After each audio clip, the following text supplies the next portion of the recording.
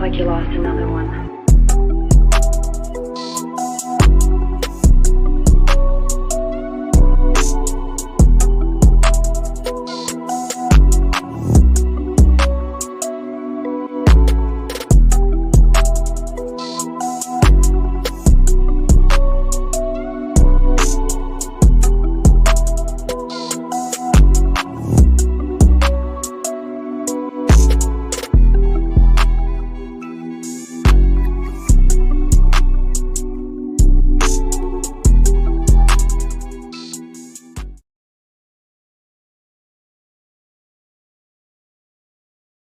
Welcome to Get Into It with Taz and Dion. You guys deliver? Our special guest. Hello. You guys deliver?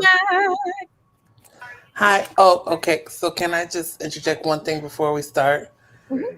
We have another missing 14-year-old in You don't get cash, you said, right? in Philadelphia. Is that the problem? I'm gonna post it on TikTok. I'll make sure to send it to Taz and Dion so they can post it on their social medias, get the word out as quickly as we can. Definitely. She's 14-year-old. She's about 5'4", and she was last seen. It doesn't really say where she was last seen. She was last seen with her father on Wednesday. Is the father missing? Well, she was last seen by her father on Wednesday. Oh. That was the last time he had saw her. So I'll make sure to get it out. So please, if you're watching, look at Taz's Instagram. Look at Dion's. Where are you? Are you on Instagram too? Yeah. So I'll send it to both of them. The Taz and Taz-isms fan pages on Facebook for those that are Facebook friendly. Yeah, because we need to get the word out. She needs to be found. It's only been one day, but still, the more leads, the better. Better traction. Definitely. Was this 3 days ago? No, this Wednesday. So yesterday. Okay, so apparently there is also another 14-year-old girl who in Missouri, whose mother lives in Missouri, who was reported missing on Monday by her father. This is an epidemic. We have too many black children going missing. You got that right. I mean, it's another 14-year-old black girl, and it seems to be happening every single goddamn day. Like there's September 29th, 14-year-old boy found dead. I cannot determine the race of the child.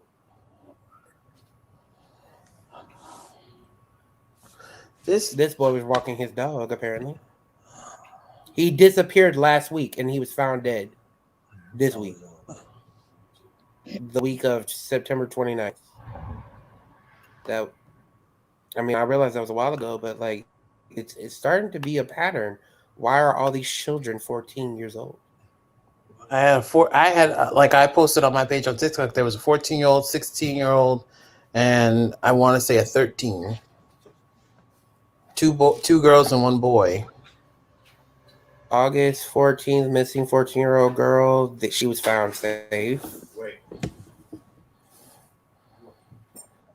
I'm just like, this is getting to be ridiculous. It's like we can't go out even by ourselves anymore. You can't even go out in a group. No. Well, sorry, there's a dog who is very attentive. So, as a person as a parent, I just want to say this to our viewers. Teach your children stranger danger, no matter what age they are. Also, as a parent and I've learned this from my grandmother growing up, no matter how big and bad your child thinks they are, there is always somebody who's bigger and badder than them. If they have to get to the point that they have to defend themselves, which please always teach them to run for help first. But I insist that you indulge your children into self-defense classes. Keep wanting to point this way. Please Yeah. do that. Let me piggyback on that just a little bit. And my BIPOC people, stop raising victims. And by that, stop forcing your children into uncomfortable situations. Stop making them hug and kiss on grandma just because she grandma. Stop forcing them to hug and kiss on Uncle Junior because you put in a child's mind that they have to do whatever an adult does or there are consequences. And that is not the truth. Every adult is not a safe haven. Hell, every child ain't a safe haven. So stop indoctrinating your children into a victimhood mentality because you're going to create victims by forcing them. Oh, that's Uncle Junebug. You got to go hug him. Oh, you got to go. No. Teach your children to follow their instincts, their intuition, and their gut. Because when you teach a child to force them to ignore that, you force them into situations that we're reporting on tonight. And I for the would love of also all like to things holy, piggyback off that. real quick, and then I'm done. And for all things holy, stop vilifying your daughters for setting boundaries and teach your sons how to respect boundaries. I would also piggyback off that and say when when I just want to say, and we've had this show before. It is a common thing in a black household to sit there and say you respect authority, meaning adults. He's okay, chill. You respect authority meaning adults. When you teach your child to support any adult's authority, you are opening your child to respect any authority that is given to them by as long as they perceive them to be an adult. And like Taz said, every adult ain't a safe haven. And hold on to also before I read that comment, every No, it's not for child, you to pay. because You can some put up on the dangerous screen. children exist that could be dangerous to your child. So stop letting them hang out with everybody. Meet the parents. I'm just saying. And Taz, you were totally right about trusting your gut because some people do not learn how to trust their gut until they get much older. And that sets Usually victimhood after something into has happened. effect. But it's usually they Exactly. begin to trust their gut after something has happened. And then in hindsight, they go, True oh, I that. had this feeling I shouldn't have done that. So, see, Mac. As the relevant person who generally sits in the middle of both of you. Sorry. It was a joke. I couldn't help but make it because I'm in the middle of both of you right now. Um, I say this, and here's my caveat, and this is what I've learned to do, and this is what my mother taught me to do. One, she never forced me to hug or do anything with anybody because she knew how that felt. She knew that. What she did caution me to do is at least if you're gonna keep a respectable distance, at least open them, like if you walk by them and they say something to you, at least respond. Mm-hmm. Otherwise than that, keep it pushing. I mean, I to be honest with you, I believe my grandmother had the same philosophy because she would want you to speak and be respectful if spoken to. But she told me there are people out there I should respect, and there are people out there that I should stay away from. And if the people that approach me are the people that I should stay away from, whether I've been told family, friend, or whatever, if my gut tells me they should get the hell away from me, she would never punish me for being disrespectful, being violent, or whatever, as long as I got away safely. And that's honestly what I think more parents should teach. And this is my grandparent who taught me that. I think more parents should also teach their children. If you feel like this person, whether they be family, friend, or whatever, is a danger to you in your soul, in your spirit, like what Taz was saying, and just like coming off the examples of my own family, and just I can see DMAC, you've already been like in that scenario. Parents, just start teaching your child. If they get a vibe off someone that's telling them danger, danger, tell them it's okay to, if they got to get mad, disrespectfully get away. That's okay.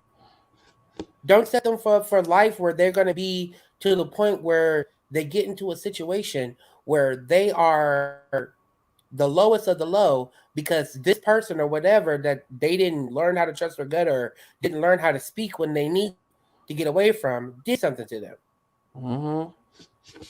Like we said earlier in the show, don't make, well, like Taz said, don't make it be a situation that teaches you to trust your gut for you to actually listen.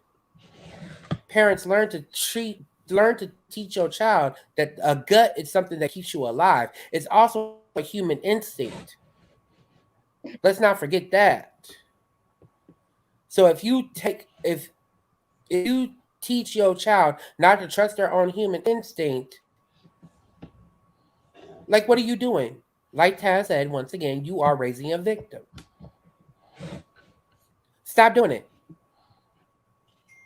Or don't And bitch when it happens. That's all I got to say. yeah, and hopefully one day we will get to a point in society where people start exercising good sense and respect. But let's not forget, tonight's topic is the pros and cons of online relationships, whether platonic, romantic, casual, or serious. Oh, I'm sorry. Did I hijack this? I'm sorry. My bad. No, no, no, no. We always No, mix no, it up. no, no, you didn't. Um, Okay, so can and I start real let's get quick? into it. Okay, so I have noticed a trend when it comes to online friendships. Now, a lot I actually have I cheated, y'all. As you can see from my background, I'm not in my usual spot. Now, some people make online friendships and they go nowhere. They don't You don't really talk to them. You maybe talk to them online every day, but you never really want to meet them. You know what I mean? Like y'all don't your friendship doesn't do anything for you. Me as a person, I'm 32 years old. I don't got time for fake bullshit. And that's why you people are, everybody knows them. Hey, Fat Boy Tristan, come here. Do a cameo real quick. How you gonna summon him from the ashes? So Um, basically, Tristan and I have become friends when I was on TikTok. And you and I basically always said, "Oh, we're gonna meet up sometime. We're gonna hang out." But we were still filling each other out, right? Mm-hmm. It's okay to make friendships online, real friendships. I'm not as creepy as I look, I promise. You're not He just I didn't See, expect him to come. Like he knocks on the door, someone knocks on the door, and I saw him. I was like, oh shit! I was still sleeping right here on the floor. My nails are wet. Let me get. but at the same time, there are those napping. friendships that go nowhere and they crumble because they weren't based off anything. Like I'm gonna be honest with you, like my friendship with Taz is probably the most out of the ordinary. For those of you who don't know or who haven't watched the show religiously, when me and Taz met, when me and Taz met, we actually were going for each other's necks. No, he was coming for my neck. He cussed me out because he had me confused with somebody else. That's your meet cute. That's how. So I had But to remind him. when me and Tristan met, we were actually friends with each other. Yeah, there's that one time. That's because you didn't call somebody back. Anyways, Ooh, the tea. but like, but at the same time, there have been efforts to see one another on a daily basis. That's when you get a real friendship from an online source. Now we come to the fake friendships, and this is where I go. Well, hold I'm on. just going to say one thing. Let's but before you move on to the let's also interject, because even if you don't get to the point where you can physically meet face to face with someone, because some people, True. the means just aren't there right now. Well, Just as with actually, you're any, right because the means isn't there for me and DMAC. yeah, but just as with any relationship, whether it's online, in real life, or a combination of the two, it's a matter of being supportive, being a listener, Right. being loyal, not allowing the streets to talk and put a wedge between you. And the streets talk way more online than in real life. Now we have real life Facts. That's friendships true. that have been put to the test because the people in our real lives putting their 2 cents in. But online, it's way worse. Especially, I've seen people look at friendships and instead of going, oh, I appreciate that friendship, I want a friendship like that. They want that friendship. So they go to Right. great lengths to drive a wedge in between because they think that they're automatically going to bond with one of those two people that way.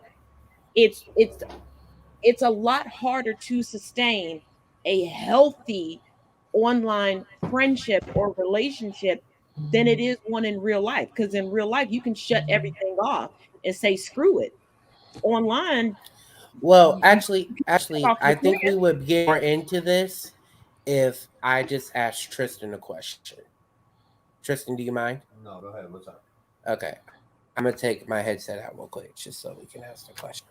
So basically, Taz was saying something to the point of it's harder for you to maintain a friendship meeting online versus it is, you know, meeting in person the first time your friendship starts or something To like that. maintain it, Yeah, to maintain takes it. a little more effort, right? Yeah. Because you can't pop over and hang out with them and just sit there. Right, You gotta, right. So this is our first time meeting, and I guess for me, meeting you in person, you're basically the same as I've seen on FaceTime. You know what I mean? So what is your opinion of me meeting me for the first time? exactly same. Exactly the same time. A little shorter, but yeah. So I guess where it could have gone negative is if we were both fake bitches and neither one of us was a real person at the time. Well, it's good to know that So y'all didn't catfish each other. right.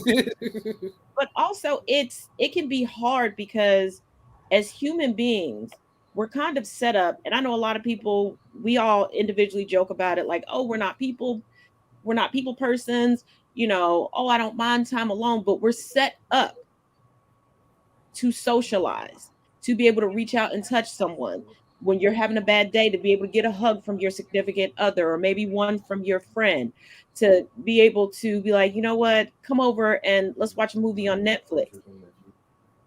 Well, technically, DMAC and I do watch movies on Netflix together, even from two different states. But it can be hard because you two know more than anyone else. This has not been the greatest year for me at all the way around. I am just now getting to a point where every aspect of my life is not stressful and draining. The two of you were amazing in helping me get through that, but it was still difficult because you want to just go and lean on your friend's shoulder and kind of hard to lean on the MacBook. Like, I'm gonna be honest from my 2 cents about it. I'm very sure David got his 2 cents. We didn't let you lean on us. We reminded you about who you were. We no, understand in a figurative you're sense. missing what I'm saying, dear. Hold on. I'm not trying. I'm just trying to say what I feel I did. I know what you meant, but what I felt I did was understand that yeah, you fell, but I wasn't going to let you sit there and fall down and stay there. I reminded you of helped you remember who you were. I felt Yes, like situations that I was yes, doing you my did job the as a friend. situation. where you were still a shoulder to lean on for other situations. Oh yes, I agree with that. I'm just trying to say, like, even though you and I haven't met in person, like, even when I was coming for your neck, I knew that you was a bad bitch. Okay, Hmm. I knew then. I know that now. You feel me? But what people don't see underneath the skin is that everybody on the screen is a head bitch in charge in their own right. But I think what people don't understand about the dynamic of what you went through, and I'm not gonna give no like too much information, is that even a head bitch can get knocked down every once in a while. You know what I mean? Can And we when your stop real friends using the come in, phrase knockdown? Because experiencing life is not a knockdown. And I mean this for everyone. Stop using it for yourself. Stop using it for other people. You experience life. I just It's okay, not a well, knockdown. experiencing life in a negative sense. No, Is that just better? experiencing life. Because we Okay. we take aspects of life and vilify it Mhm. and give it negative connotation. And then when we have an influx of depression in our society and more depressive episodes in our lives, we sit there and wonder why. This is life. Just like when people go, I don't do drama. So you tell me you never disagreed with somebody, because that's essentially what drama is. That's life. It is life. Just like you can accept your body from the top to the bottom, you can accept your home from the front door to the back door. Accept life for what it is, just life. Every day isn't going to be rosy, but we need to take the negative labels off of it, because it's just life. Every part of life gives us something to appreciate and shows us what we should appreciate more. You don't fall down and get up in life, you just live. Because once you've given up on life, you're no longer living. We don't see you anymore. Right. We eulogize you. So we have to stop putting negative labels on so many things. Just like when I hate when somebody goes, well, I'm just going through a rough patch in my relationship. You're going through a relationship. Stop getting your worldly advice from Hallmark and Lifetime. You don't meet someone and then all of a sudden y'all just are constantly in sync and constantly perfect, and there's never a road bump, a speed bump, or anything. No, it's just life. What? And that's I what I'm thought Hallmark was the truth. baby, listen, I done heard so many women, especially this week, get mad and want to end a relationship. Well, he should have known. She should have known. Why are we arguing? What is because it's a Who the relationship. fuck thought You have love? two Who the individuals fuck coming together. And in life, you have a thought that shit? culmination of individuals coming together, trying to make it through life, whether together in clusters or singular. Because when you So get on a roller coaster, and you go when you go up on the roller coaster, you got to come down. When you come Mhm. down, you don't say you fell down. You don't complain about the dip down. So why are you complaining about the dip in life? I do complain about the Right. dip down because I don't like roller coasters. You get what I'm saying, D Max? I'm Why you just always gotta be saying different? Why you always gotta be different? because I I'm wouldn't have me. a roller coaster, but you get the analogy. I'm me. Remember this. Yes, I know, but you get the analogy. Not really, but we're gonna go on. Mm-hmm. It's Mm-hmm. just a phone call, darling. I'm just saying. You still get it. Y'all ain't got to be difficult every time all three of us are together. Look, me, ma. Don't start. Okay. The sexiest me ma you done ever seen. Now, quick question. Has anyone ever met a significant other online or had a romantic relationship begin online? Yes. No, Currently. never. Oh, okay. You know what?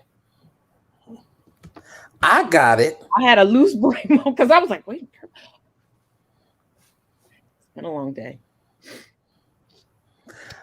Game. Don't start nothing. Won't be nothing. Gamer. Don't start nothing. Won't be nothing. He's not wrong though. You are the middle child here. I am not the middle child. I am not suffering from middle child syndrome. Do not No, start with that's not me. what he's saying. I'm the oldest. Dion is the youngest. You're the middle child. I am. Nobody's suffering from anything. He just figured out. That's it. I'm watching you, gamer. I'm watching. Okay, so you know what? Go ahead and tell your origin love story. I'm gonna sit back and she talking to you. She ain't talking to me. No, not today. You met online. How did it go? Okay, we met online. I turned him down 3 What times. did you think I was asking you? Oh, okay. We met online. I turned him down 3 times. Was it because of I the turned whole him down 3 online times, thing? and then I basically after just I came to a point in my life where I actually, wanted him, and I figured it was like after looking back on it, I noticed I wasn't ready for him. Interesting. There's a Okay, so numerous you weren't amount of ready reasons for why I him turned him down. because of meeting him online. Did you have any reservations about meeting someone potentially online? That was the first 3 times. So that's what it was. It was because it was online. Nope. The first time it was because it was online. The second time was what his profile said. The third time is because I was being a judgy bitch. Okay. I will admit, I've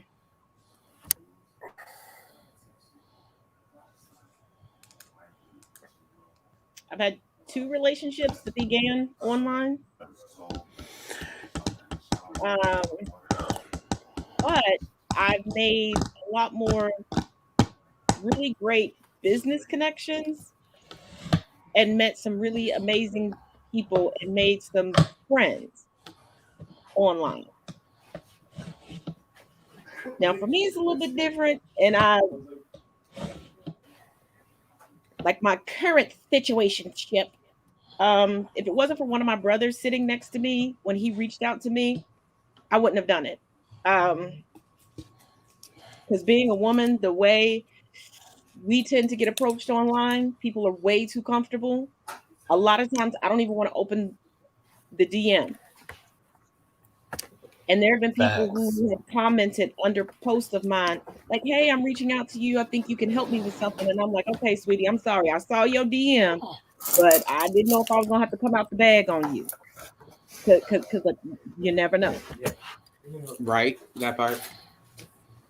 So, a little hesitant.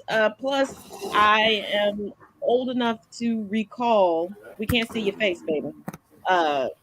The variety of murders that took place that were facilitated via Craigslist. That technically wasn't a social media platform, but it's still online. I've also known people to get into some sticky situations because of meeting up from Facebook. And there's a story. I've told this before. It still holds true. It is a good learning lesson. There was a gentleman who reached out to me years ago in an inbox. First red flag. He kept pushing to find out where I lived, and I said, "I don't release that information." He said, "Oh, you can just tell me the neighborhood. You don't have to tell me the city. I don't release that. I'm not asking for your address. Still don't release that information." Then he said, "Well, can I take you out to dinner?" I said, "No." He said, "Why?" I said, "I don't owe you an explanation." "Well, if you said no, you do." "No, I do not. I don't care if you my man, my daddy, or Jesus. No is a complete sentence." So I took screenshots of his profile and the exchange, put it into a women's group that I was in at the time. I left that group shortly after this, and you all will understand why. Because this group was set up for us to help protect ourselves and each other. These ladies were like, "You didn't have to be mean. He could have been your knight in shining armor. You were just being rude." I said, "First of all, why are you so quick to just be in competition with another woman instead of paying attention to the content that I showed you here?" I said, "You all were not, you're not paying attention the surroundings, or anything noted. His profile picture was him sitting in the courtroom at the defendant's table. He took a picture of himself from the news and used it as a profile picture. And I'm like, ladies, if a man is already demanding that you explain yourself to him and y'all haven't even met, and he information from you that he has no entitlement to, where do you think that relationship is going to go? If it goes to a relationship, You ended up missing. you're not going to make it past the first date. You ended up in the wall. I'm just saying. And I'm just like, mind blown. Mind blown. I know. I just got up to see saying that they can't never find anybody. You're saying that, okay, fine, I get it. Here are others. I'm like, first of all, you shut down everyone who comes your way. You have a specific amount of rules about when and how somebody can talk to you and what they can talk to you. You say that you basically hate the opposite sex, but want to date the opposite sex. It helped my anxiety and it helped me from like snapping on people. some people that make it. No, because but you know what? Nothing required me to do. So Another one of I pulled up something for us to look at. These are the 9 famous online killers. The first one is the Craigslist killer. Not showing any images. Craigslist killers. Yeah, these are basically killers who have met people by online. There's one that's the first. Pictures, though. You may need to refresh. Yeah, probably. Hold on, let me see if it'll refresh for me. And not just keep that.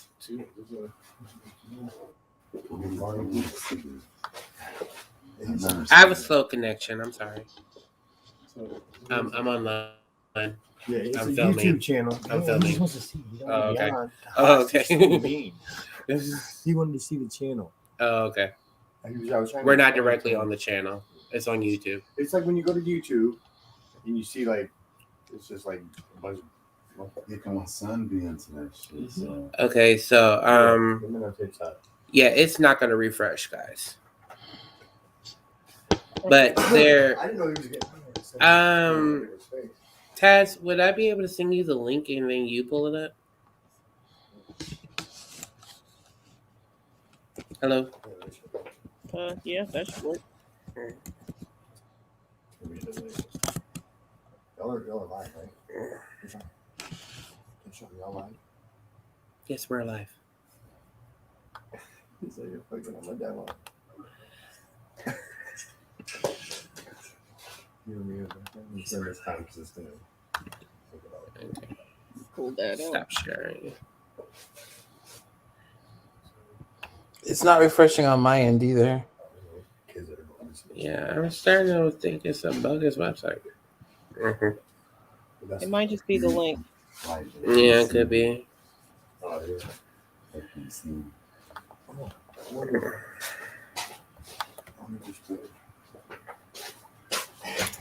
didn't even. All right, I sent you the direct link. Let's see if it works.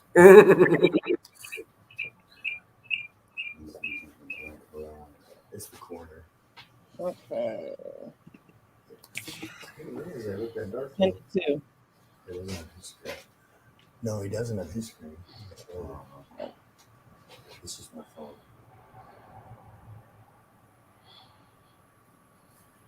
Son of a teeth. That's why it's interesting. I mean, my learning about it. This is the pros and cons. That's interesting.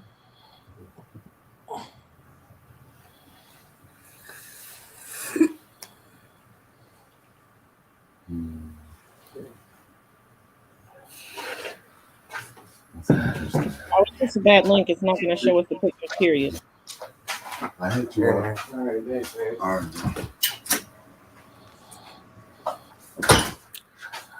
Hey, Taz. Yeah.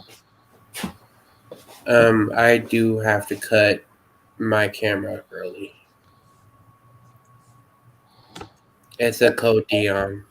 There's no prerequisite that you have to keep the camera on here. No, I mean I have to go. Sugar's low. Okay. I haven't eaten today. So I'm sorry, everybody viewing at home, but if I don't get food soon, Oh. All right. We love you. Bye. I don't know why he constantly feels he needs to give a disclaimer. If your sugar is low, go eat. He's suspicious. That's a medical condition, sir. We don't need you to give a disclaimer to us. Very, very true. But before we move forward, we do have a new holiday ad. We're going to play that, and then we'll be back and we'll chit chat about some more.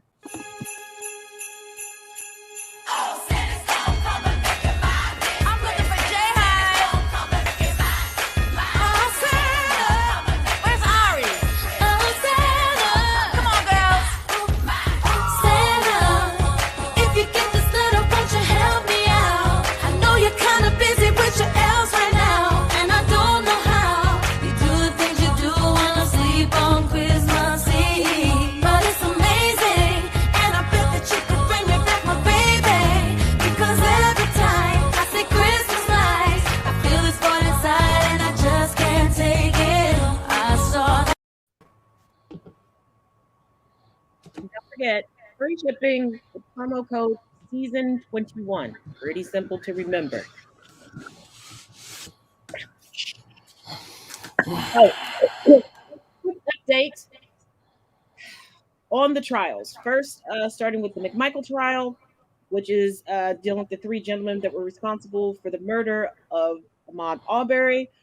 Today was just a day full of motions to get past. Let's not forget that there is still only one Black person on this jury. The defense attorneys, there was like a record number 28 strikes that they could use, and they used all of their strikes to get every Black person that they could off the jury.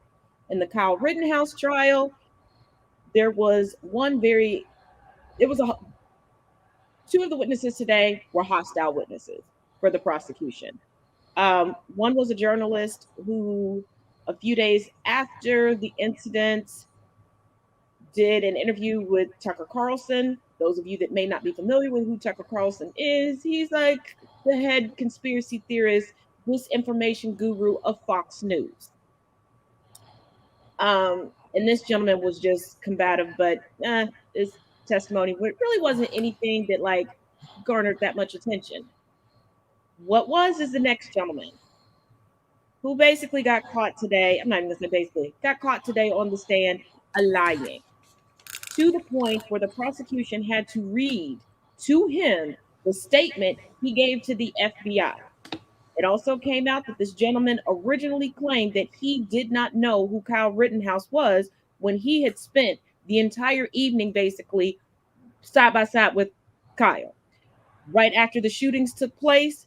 And he is a vet. He is a former Army infantryman. I don't know why I always have a problem saying that. My apologies. And he said that he said, did you look down the street? Because on the video, Kyle would have been in your line of sight. He said, no. Asked him another question. Well, when I heard the gunshots, I looked towards the gunshots, but you just said you didn't. If you look towards the gunshots and on video, it shows Kyle in your line of sight, how couldn't you see him? Why did you initially lie and say you didn't know who Kyle was? And then he tried to lie about the one gentleman that Kyle shot to death and claimed that because this man had just came from the hospital, he had that clear hospital bag that they give you. He told the FBI and tried to say on the stand at first that he looked through the bag and could tell that there were materials in there to make Molotov cocktails. He then claimed that, oh, I didn't really examine the bag. I just kind of peeked in it and threw it to the side. Then told the FBI, yeah, there was ammonia and bleach and everything else in there. And he said, well, did you sniff it? No. The defense attorney said, did you sniff it? Did you examine it? No, I just assumed that's what it was. What do you mean? Well, what was actually in it? Oh, shampoo bottles. But that's normal for people to carry around as a decoy. So you see hospital shampoo bottles and assume that it's filled with ammonia that you don't smell. But you just said on the stand, you just peeked in the bag and threw it. You told the FBI that you would thoroughly examine this bag and that this man was going to be making Molotov cocktails.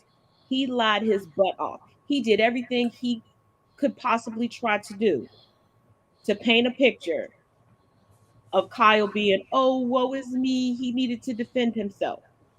But, bro, you were right there. And here's my issue. If you needed to defend yourself, let's suspend reality here.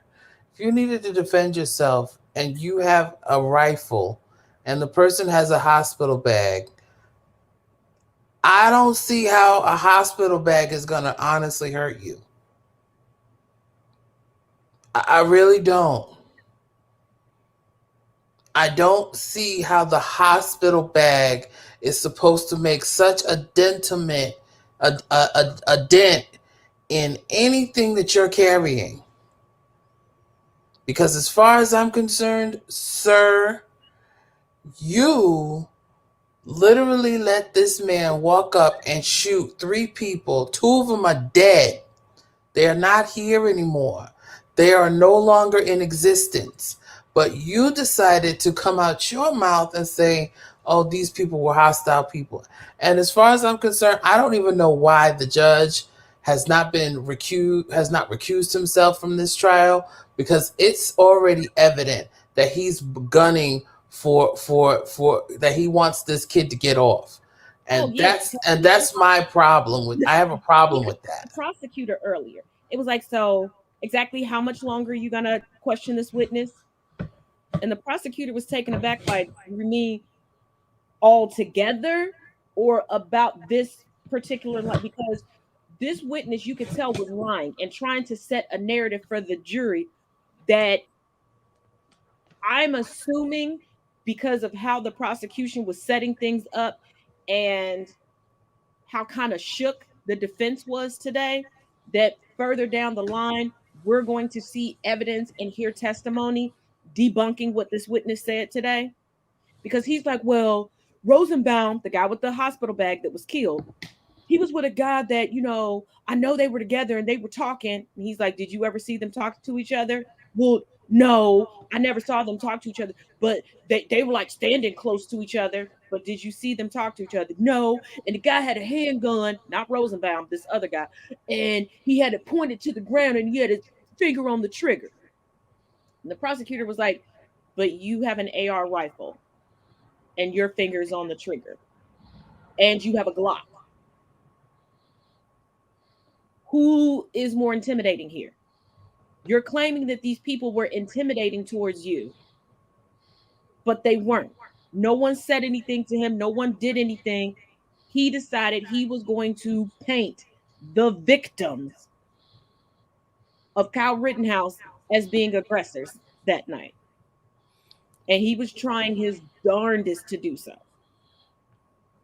So I just, like I said, I just want to know, are the feds going to come take this over? Because right now I don't have no faith in this judge. I don't either. And the judges, here's the thing, and there was a legal analyst that discussed this during jury selection. This judge is becoming too chummy with the jury, and we are human. So as the judge is making faces and stuff, the jury is going to look at that and take cues from it. Now, I do appreciate the judge taking time when he can see that the jurors are confused about a law and stopping the proceedings to explain a particular law to the jury so that they have a full understanding and are not guessing. Mm-hmm. But when it's time to take a break, oh, does anybody need, like in between everything, does anybody need a break? How long would you all like to go to lunch today? How long do you want this break to be? Oh, yeah, we play Jeopardy in our downtime. What? You should be focused on the case, sir. Not coming up with Jeopardy questions like you having a sleepover. Like, I cannot with him.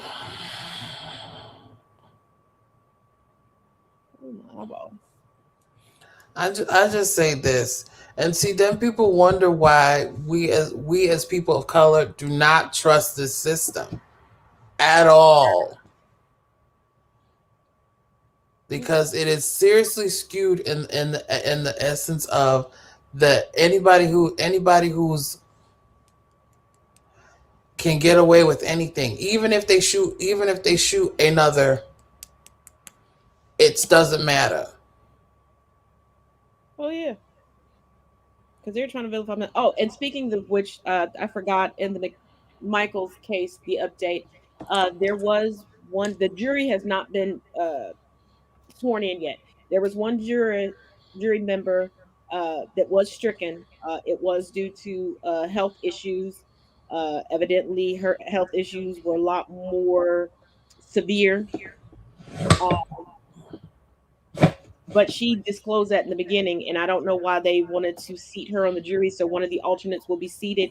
People are wondering if four alternates, well, now three alternates will be enough for this trial. But this woman, I'm going to be honest, I don't think she would have been impartial enough to be a good jurist because she was born and raised in that area. A white woman between 40 and 50 years old. At the time of the murder, she was living overseas. She doesn't believe race plays a factor in anything. Oh, goody. Um, and she had some other thoughts that showed that she was more right leaning than middle standing. So I have a question. Does the prosecution get a chance to strike any people from the jury? Mhm. And did they use their strikes already? Everybody used theirs yesterday. It's just the prosecution was striking good old boys and people that were showing their implicit bias, where it was, from what I witnessed, when, granted, I'm not in the courtroom, they cannot show you can't see the jury members' faces or anything like that. But what I was gathering and watching and listening to the legal analyst, it seemed like the defense was just like, you know what, if you're black, I'm going to strike you. Like I said, there was a record number of 28 strikes amongst all of the attorneys involved. And remember, there's three defendants and then the prosecution. So it was just like, oh, you're black, I got a problem. I got a problem. I got a problem. I got a problem. And that's part of the reason why there were so many motions today. Because it's like it's obvious you're just striking these people because of the color of their skin. Utterly, utterly ridiculous. What are your final thoughts on the night? I have to say this. I have two final thoughts because there's another topic I want to honestly ask you about before we Okay. leave here. So my first thing is that these trials are honestly going to set a precedent because they already set one with the George Floyd one and his conviction. So we're hoping that that still keeps in a good vein. But the problem with these two that are coming up right now is that it's setting a precedent for judges to be unbiased as they're supposed to be biased instead of unbiased as they're supposed to be. And for the other one, well, I'm talking about the judge with the Rittenhouse trial. Mm-hmm. And for the defense in the other one, it's just like, well, I'm going to pick these people who I know will get my client off, even though you know that they are not supposed to get off. Yeah. And I'm just like, where is the justice for the people who are hurt, harmed, or killed by these people? Like, you know how long those four little girls who got blown up in the church had to wait to get justice? That was a good 10 to 15 years after they had been dead, buried, no offense, disintegrating at this point, before their parents could get some type of closure for what happened.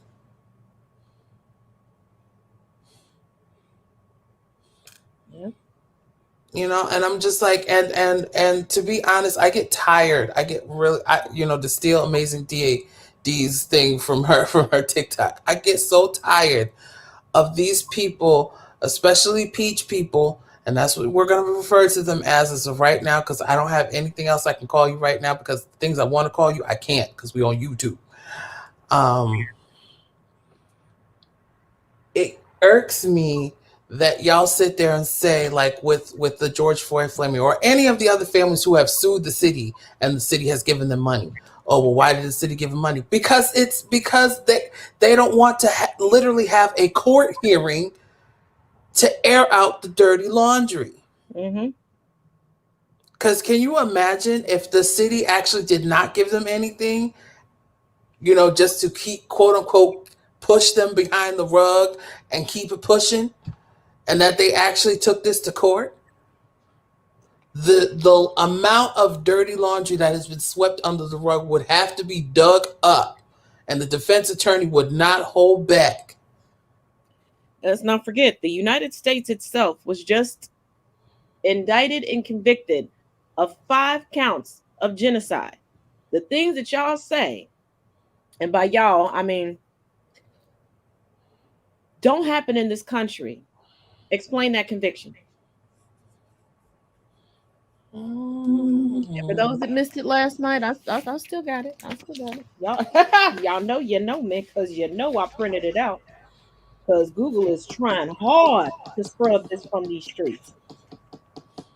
Police killings, mass incarceration, political prisoners and prisoners of war, environmental racism, public health iniquities.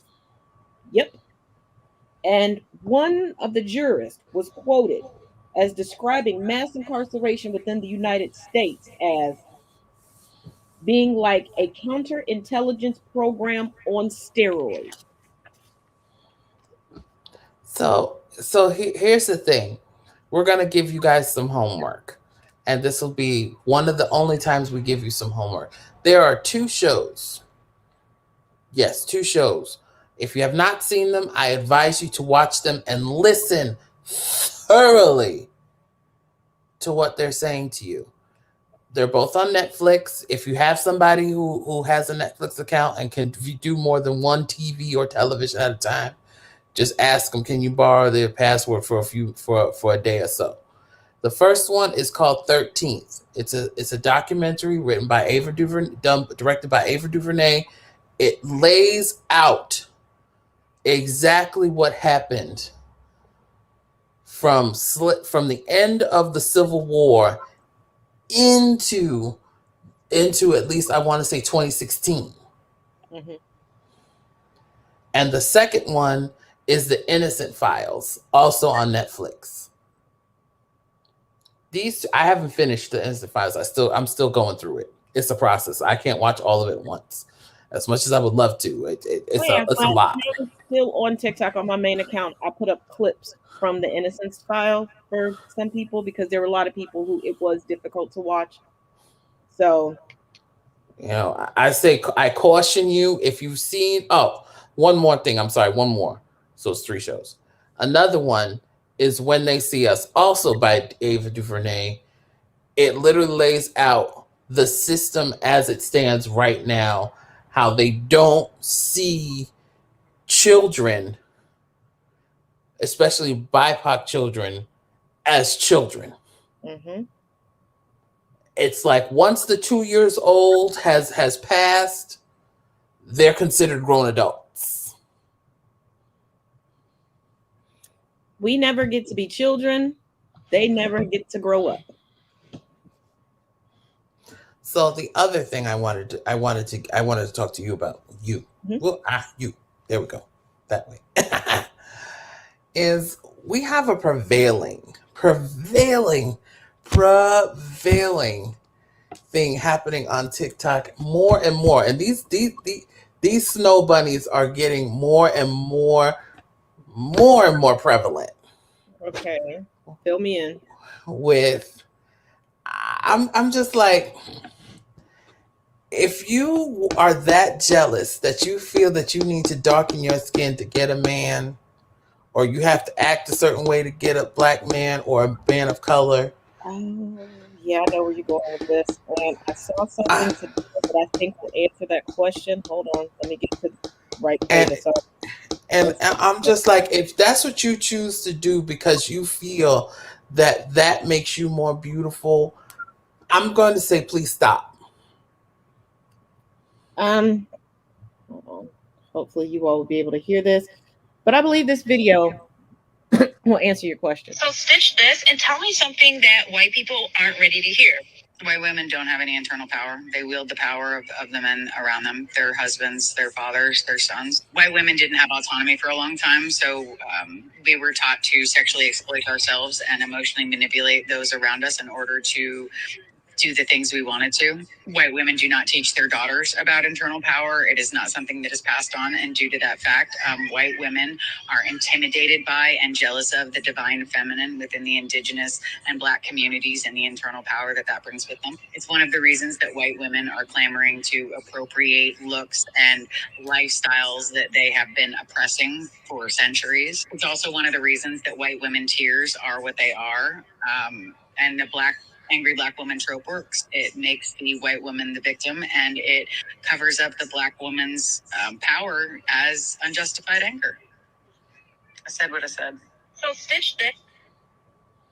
I happened to see that Send today. that to me. Send that to me. I need that. Yeah, I happened to. I'll send it. I happened to see that earlier today, and she's absolutely positively right. It's jealousy, and I have witnessed this and experienced it in my own life. I've experienced it within my family. And before people go, but Taz, you're Black. Everyone in my family is not. Calm down. Um, and it became brutally noticeable the day of my mother's funeral. And I recognized it right off the bat. And I'm like, that's jealousy. So it became turned Taz into the angry, crazy Black woman. She's so deep in grief, she doesn't know what's going on. She's so bad. She's so this. I'm the greatest. I'm the savior. Come and worship me. I'm the best thing since sliced bread. And it continues to this day. Not in my face, because you know me, I'm quick to say it out loud. Um, and for a while, other people in my family were like, oh no, you're just seeing things wrong. It's in your head. I said, really? Because we're all grown. Please explain why emails must be made, phone calls must be made, group texts have to be made regarding me, and I'm not around this person. Why am I vilified? And I said, pay attention to how she talks to everybody else. She is the least educated person in this family, but will say the dumbest shit known to man, thinking that she's having a gotcha moment in a family full of highly educated, degree toting Black people.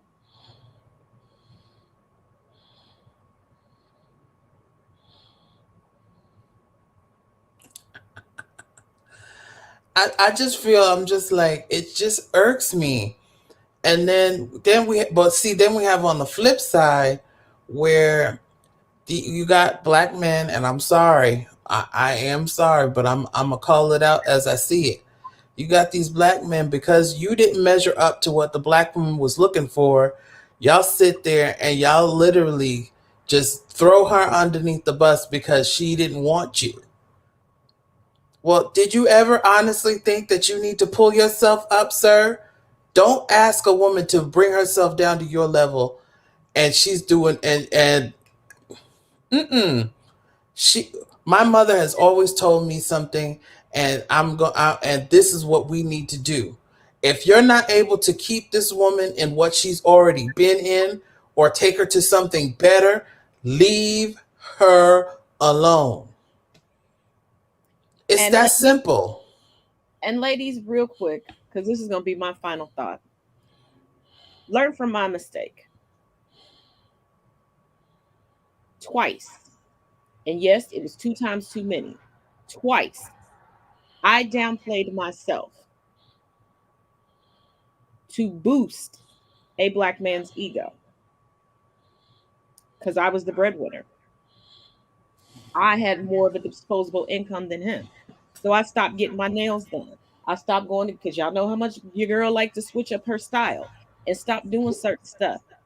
It didn't increase his level of respect for me. You know what it did? it increased his level of toxic masculinity. These two men started puffing out their chests, and I've seen this happen with other black men with women who have tried to step back to not bruise a man's ego. They start acting like they got your bank account, like they have your intelligence, like they have your connections, and like they're just doing everything for you. Because both of those relationships ended when these two fools legitimately was like, well, I'll let you know when you can get that because I don't think that's in my budget this week. I said, hold on, I said, what you doing? I said, I'm checking my bank account. Did I bump my head and add you to it?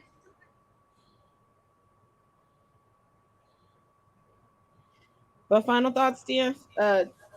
D-Mac.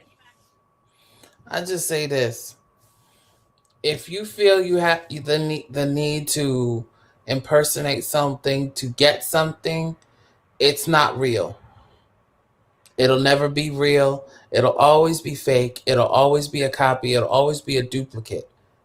And anything that you feel that you had to copy to get something, it's not earned. You didn't earn that. You only got it because you copied something. Mm-hmm. That's all I got. So, we will see you tomorrow for Freeform Friday. As always, each one teach one, each one reach one. And I'm going to let you all go with a word from our sponsor.